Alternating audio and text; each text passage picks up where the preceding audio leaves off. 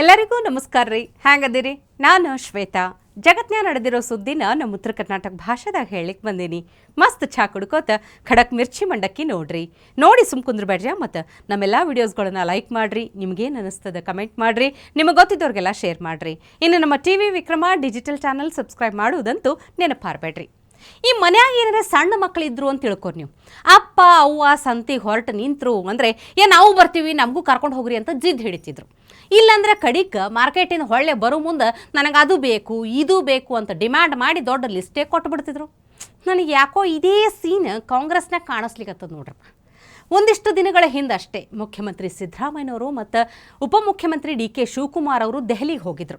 ಅಲ್ಲಿ ಸರ್ ನಮ್ಮ ಲೀಡರ್ಸ್ ಸಚಿವ ಸಂಪುಟ ಪುನರಚನೆ ಯಾವಾಗ ಅಂತ ಗಂಟು ಬಿದ್ದಾರ, ಯಾವಾಗ ಮಾಡೋಣ ಅಂಥೇಳಿ ಹೈಕಮಾಂಡ್ ಜೊತೆ ಚರ್ಚೆ ಮಾಡಿದ್ರು.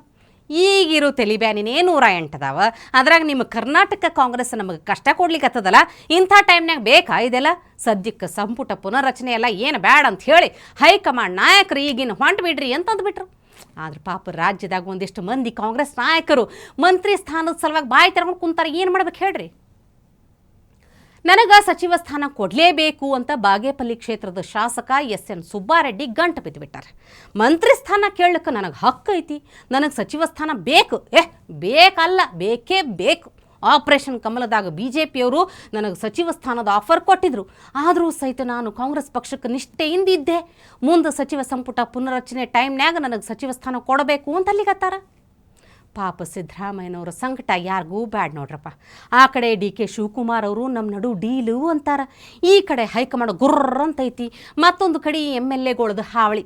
ಹೆಂಗೆ ಸ್ವಾಮಿ ತಡ್ಕೋಬೇಕದು ಜೀವ? ಭಾರತದಾಗ ಒಂದೊಂದು ಕಡೆಯಿಂದ ಬರೋ ಸುದ್ದಿ ಕೇಳಿ ಅಳಬೇಕು ನಗಬೇಕು ತಿಳಿಯುವುದಿಲ್ಲ ನೋಡ್ರಿ.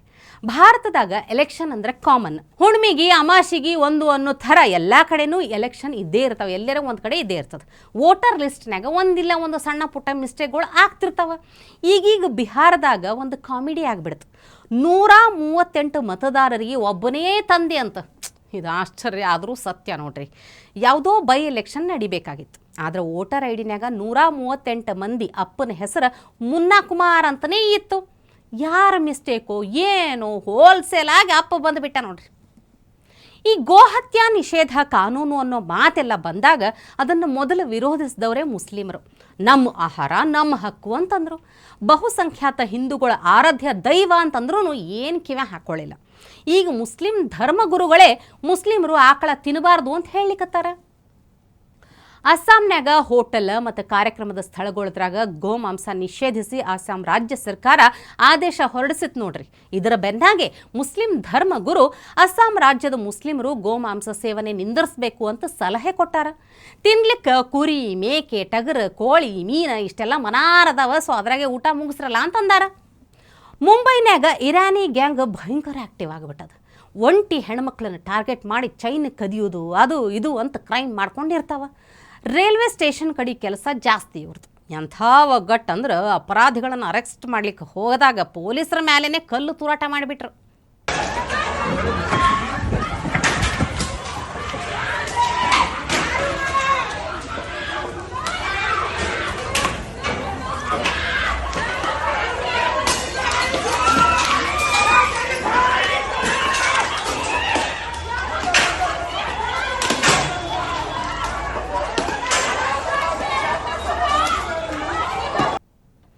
ಮೂರು ಮಂದಿ ಪೊಲೀಸರಿಗೆ ಪೆಟ್ಟನೂ ಆಗ್ಯದ.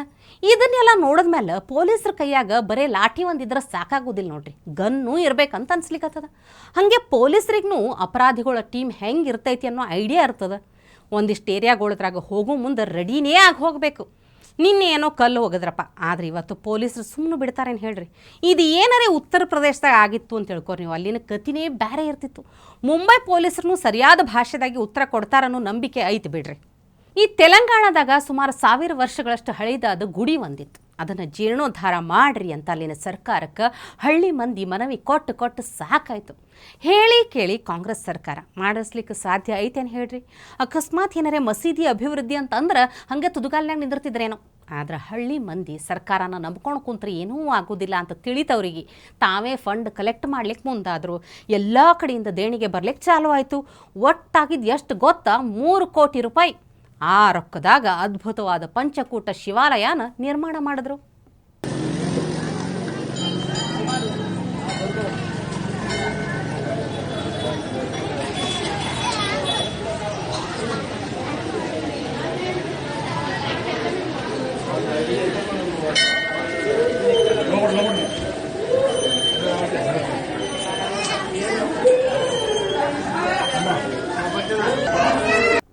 ಈ ಸಿನಿಮಾ ಡೈಲಾಗ್ ಹೊಡೆಯುವಂಥ ಪೊಲಿಟಿಷಿಯನ್ ಪ್ರದೀಪ್ ಈಶ್ವರ್ ಸಿದ್ದರಾಮಯ್ಯ ಕೃಪಾಪೋಷಿತ ಸಮಾವೇಶದಾಗ ಒದರಿದ್ದು ಅರ್ಚಾಡಿದ್ದು.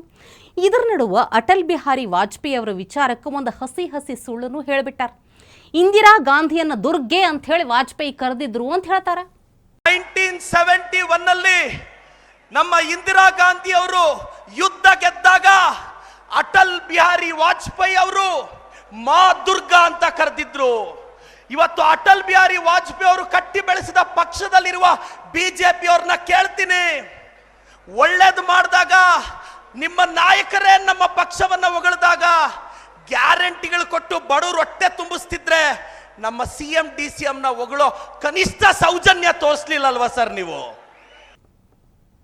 ಈ ಲಾಟ್ರಿ MLAಗ ಸುಳ್ಳು ಹೇಳೋದು ಬಿಟ್ಟು ಬೇರೆ ಏನಾರ ಗೊತ್ತೈತೆ ಇಲ್ರಿ?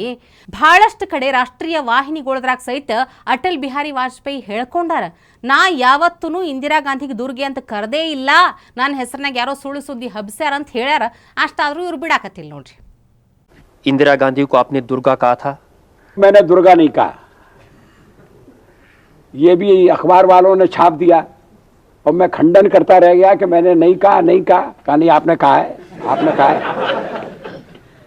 फिर इस पर बड़ी खोज हुई। श्रीमती पुपुल जयकर ने इंदिरा जी के बारे में एक पुस्तक लिखी और उस पुस्तक में वो इस बात का उल्लेख करना चाहती थी कि वाजपेयी ने इंदिरा जी को दुर्गा कहा है। तो पहले मेरे पास आई, मैंने कहा कि नहीं, मैंने नहीं कहा, मेरे नाम से छप गया था जरूर, लेकिन मैंने कहा नहीं था। तो फिर उन्होंने लाइब्रेरी में जाकर सारी किताबें खंगाल ली और सारी कार्रवाइयाँ देख ली, उसमें कहीं दुर्गा नहीं मिला। लेकिन अभी भी दुर्गा मेरे पीछे है, जैसे आपके सवाल से लगता है। अभी तो आपके पीछे सोनिया जी हैं।